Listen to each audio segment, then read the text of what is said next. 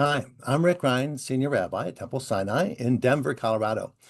This week's Torah portion is Vayelech, chapter 31 in the book of Deuteronomy. It's a short Torah portion which Moses expresses the beginning of his last address to the children of Israel. It's read on Shabbat Shuvah, the special Shabbat between Rosh Hashanah and Yom Kippur. Next week, Wednesday night, is Yom Kippur. So this special Shabbat Shuvah is a time of the 10 days of repentance between Rosh Hashanah and Yom Kippur. Repentance, reflection, teshuvah. That's been a part of the theme and will continue to be so from Rosh Hashanah through Yom Kippur and even beyond. The understanding that we are facing challenges in this world. So how will we be able to meet those challenges? Well, Moses gives us a perfect example, perfect role model. He is addressing the children of Israel. Moses is now 120 years old. The children of Israel are just on the eastern side of the Jordan River, overlooking the promised land. And he says, you're going to go into that new land that is of our ancestors, of Abraham, Isaac, and Jacob, of Sarah, Rebekah, Rachel, and Leah. It's your land, but we have gone through so many generations away because of the enslavement in Egypt and our time in Sinai, but now we've made our way back, and we know that the future will also present challenges that may seem overwhelming to you. So I tell you, my people, Moses uses these words, which are now so much a part of our expression as Jews today, as they have been in every generation, and probably will continue to be so. He says to the children of Israel, Chizku v'imtzu, be strong and be of good courage. Al tir'u v'al ta'artzu, don't don't be afraid. Don't live in dread, right? And then he turns to Joshua, because Joshua will be the new leader. He says, Joshua, you're the one who's going to take over after me. After I'm gone, you are it. And the children of Israel will look to you for guidance. And you too will sometimes feel overwhelmed. You too will sometimes have doubt. So I implore you, Joshua, chazak v'amatz, be strong and be of good courage. Be strong and be of good courage.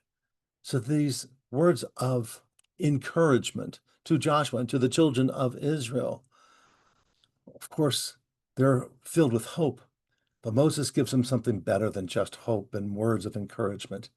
He says to them, instructs them, take this Torah, this instruction, take these words that are sacred and bring them with you into this new land. Take them with you and teach them and instruct them and live up to them, because that is your strength. And you'll find courage from that, because you'll find and renew a sense of meaning and purpose. What a perfect lesson for us. Because if we look around our world right now, so much chaos, political divisions, so many people against each other because of political differences, social differences, things here in the United States, things across the world. And you'll look at the headlines and you'll read the historical accounts that are presented to us, and we sometimes can be filled with fear. And we wonder, how are we going to be able to survive this? And that fear is reasonable, right? So we go back to what Moses said. Take this Torah, read that in every generation we have faced challenges. Read how our ancestors, our mothers and fathers and bubbies and zadis, they were strong and they found a way. They were clever and they never gave up.